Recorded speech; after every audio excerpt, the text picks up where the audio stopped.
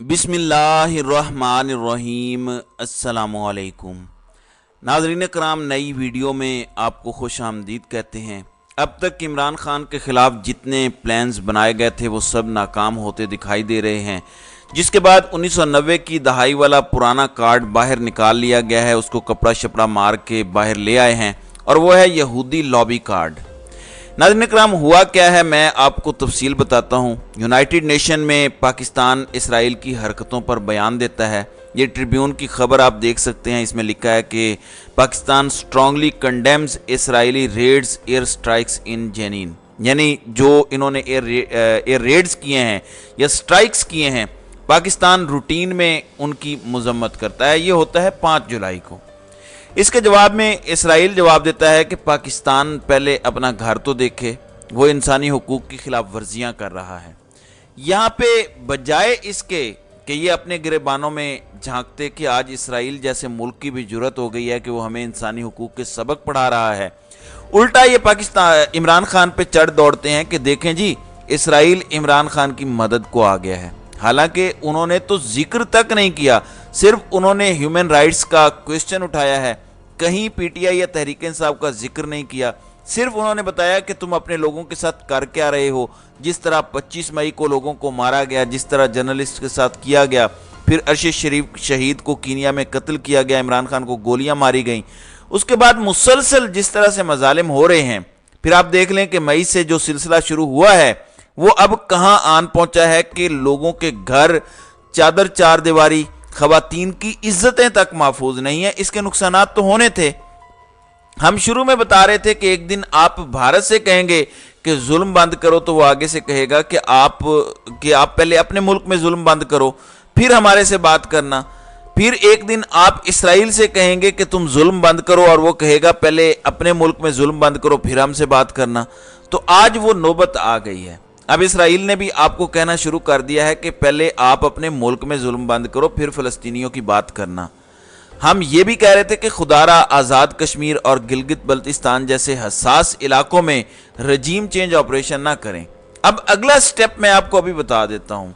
वैसे तो हमने कहना नहीं है क्योंकि हम डील कर चुके हैं कश्मीर की, लेकिन अगर हमने कभी हम कहना भी चाहें, फॉर एग्जाम्पल इन फ्यूचर जो भी हमारी कोई ऐसी हुकूमत आ जाती है जो कहती है कि भारत को कि कश्मीरियों को इस्तिस्वाब राय का हक मिलना चाहिए, मुस्तकबिल का तयन करने की आज़ादी होनी चाहिए, तो आगे से भारत आपको कहेगा कि जिसे तुम आज़ाद कश्मीर कहते हो या जिसे तुम गिलगित बल्तिस्तान कहते हो, उस पर तुम अपना कब्जा जमाए बैठे हो, क्या उन्हें तुमने आज़ादाना हक दिया है अपने नुमाइंदे चुनने का? क्या वहाँ पे तुम लोगों ने ज़ोर ज़बरदस्ती की हुकूमतें नहीं बनाई हुई? और हमारा ये मुकदमा भी हमेशा हमेशा के लिए लपेट के भारत के हवाले कर दिया गया है। नाज़रीन कराम, जब रजीम चेंज ऑपरेशन इमरान खान के खिलाफ हुआ था तो कुछ टारगेट्स रखे गए थे जिनमें कश्मीर को तय करके भारत के हवाले करना था, और इसके बाद कभी बात नहीं करनी इस पर, और अब ये बात नहीं करेंगे कभी भी। और फ़लस्तीन पर भी इनकी मुजरिमाना खामोशी मुसलसल जारी है। तो ये दो चीज़ें तो तय हो चुकी हैं कि इन्होंने कश्मीर और फ़लस्तीन के काज को नाकाबिल तलाफी नुकसान पहुंचाया है। अब आ जाते हैं इस पर, जब इमरान खान ये दावा करते हैं कि मुझे इसलिए निकाला कि मैंने एब्सोल्युटली नॉट बोला था, तो इसकी गवाही इनका घर का बंदा दे रहा है। लेकिन वो अगली गेम क्या डाल रहा है वो मैं आपको बताता हूं, लेकिन पहले ये ज़रा सुने। साबिक प्राइम मिनिस्टर हैं, उनके और जनरल कमर जावेद बाजवा के जो इख्तलाफात थे, उसकी एक वजह यह भी थी कि मैं इसमें दोबारा कोट करने के लिए तैयार हूं कि इमरान खान साहब को यह कहा गया कि आप अमेरिका के खिलाफ बहुत ज़्यादा बयानबाजी कर रहे हैं, अमेरिका की मुखालफत कम करें। तो इमरान खान ने कहा कि भाई मुझे अमेरिका ने क्या दिया है, तो मैं अमेरिका की मुखालफत क्यों ना, और ये तहरीक अदम एतमाद से पहले की बात है। तो उन्होंने कहा कि मैं अब चाइना और रशिया के करीब जा रहा हूं, तो मैं चाइना और रशिया के साथ अपना इक़्तिसादी ताउन बढ़ाऊंगा। इस पर उनका इख्तलाफ था जनरल कमर जावेद बाजवा के साथ। जी, ये हामिद मीर का दावा है कि जनरल बाजवा इमरान खान को कहते थे कि आप अमेरिका के बारे में बयानबाजी ना करें, तो इमरान खान ने कहा कि अब तो हम चीन और रूस के करीब जा रहे हैं। अब यहाँ गेम डाली गई है। इमरान खान ने यह वाज़ेह तौर पर कहा बहुत दफ़ा कि हम अपना मुस्तकबिल चीन के साथ देखते हैं, लेकिन कभी भी इमरान खान ने रूस के बारे में बात ओपनली नहीं की। यहाँ ये गेम डाल रहे हैं। जहां ये एक बात ठीक कर रहे हैं कि जनरल बाजवा को मसला था عمران خان جو امریکہ کے حوالے سے بیانات دے رہے تھے اور یہ رجیم چینج سے پہلے کی بات تھی، تب عمران خان ہی وزیر اعظم تھے. لیکن روس کی بات یہ صرف اس لیے کر رہا ہے کیونکہ عالمی قوتوں کو یہ بتا رہا ہے، کیونکہ اس معاملے میں یورپی یونین بہت حساس ہے، امریکہ بہت حساس ہے، برطانیہ بہت حساس ہے. اس وقت روس کا نام تک یہ ممالک نہیں سننا چاہتے. جو بھی ان کے لیے سافٹ کارنر رکھے گا اس کو یہ اپنا دشمن سمجھیں گے. آپ فٹ بال دیکھ لیں، ٹینس دیکھ لیں یا کوئی اور سپورٹس دیکھ لیں، جہاں رشین پلیئرز یا ٹیمیں شرکت کرتی ہیں، ٹیموں کا جھنڈا ہمیشہ لگایا جاتا ہے یا پلیئرز کا جھنڈا لگایا جاتا ہے جس ملک کو وہ ریپریزنٹ کرتے ہیں. رشین کھلاڑیوں کا جھنڈا نہیں لگایا جا رہا، صرف سفید کیا جا رہا ہے اس جگہ کو. یعنی روس کے جھنڈے تک کو یہ برداشت نہیں کر پا رہے مغربی ممالک، امریکہ یا برطانیہ. اب حامد میر واشنگٹن پوسٹ کے لیے بھی لکھتے ہیں، باہر سے لوگ ان سے بیپر بھی لیتے ہیں کہ پاکستان کے حالات کے بارے میں بتائیں. جب وہ یہ کہتے ہیں کہ عمران خان روس کے قریب ہونا چاہ رہے ہیں امریکہ کو چھوڑ کے، تو یہ مغرب کو عمران خان کے خلاف کرنے کی ایک اور سازش کر رہے ہیں. یہ بڑی چالاکی سے مینیپولیٹ کر کے، اور کہتے ہیں کہ سب سے بڑا جھوٹ وہ ہوتا ہے جس میں سچ کی آمیزش ہوتی ہے، اور یہ شخص ہمیشہ ایسے ہی جھوٹ بولتا ہے.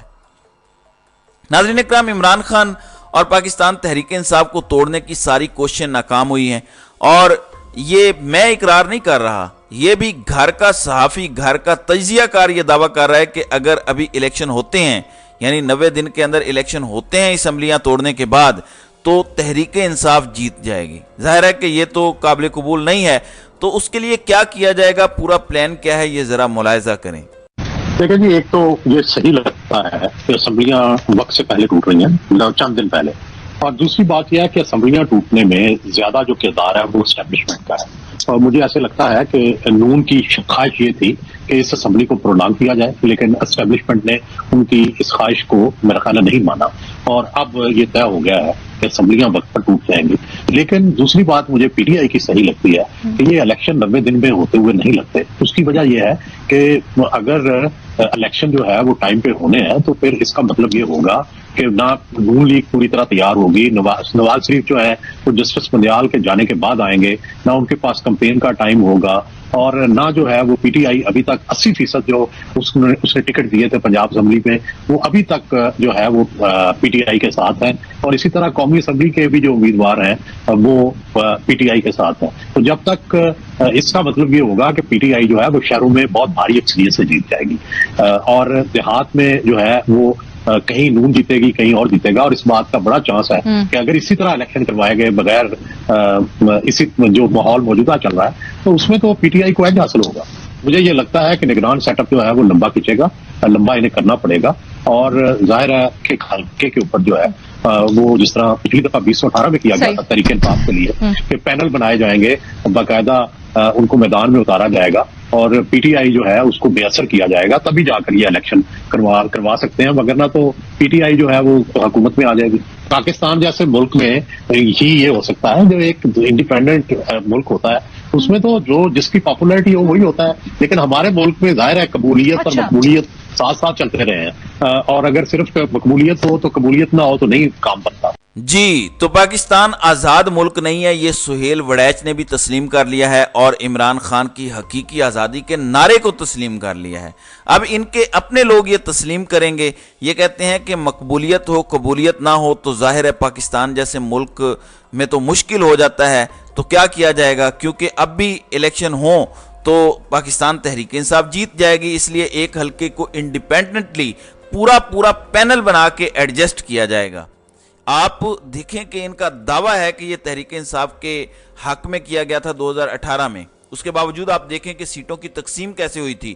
نون لیگ کے حق میں دھاندلی ہوئی یا پی ٹی آئی کے حق میں، کسی کے بھی حق میں آپ کہہ لیں. کیا سیٹوں کا فرق تھا؟ 19-20 کا فرق تھا پنجاب میں.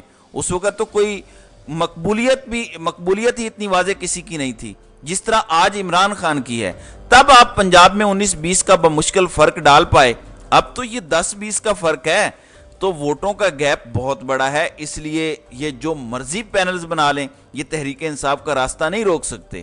اسی لیے لوگ ایکسپیکٹ کر رہے ہیں کہ نون لیگ کی حکومت چلی جائے گی، اس کے بعد ایک لمبا کیئر ٹیکر سیٹ اپ آ سکتا ہے، کم از کم 1 سال تو اپنا قاضی اس کی توسیع دے دے گا، کیونکہ جب اگست میں اسمبلی ٹوٹے گی تو 90 دن تو ویسے ہی قانونی طور پر مل جائیں گے۔ 90 دن جب پورے ہونے ہوں گے تو اپنے قاضی کے پاس جائیں گے اور کہیں گے کہ معیشت ٹھیک نہیں ہے، 2-4 مہینے اور چاہیے، وہاں سے سٹیمپ مل جائے گی۔ ویسے تو ہائی کورٹ سے بھی یہ فیصلے کروائے جا سکتے ہیں اور ایکسٹینشن لی جا سکتی ہے۔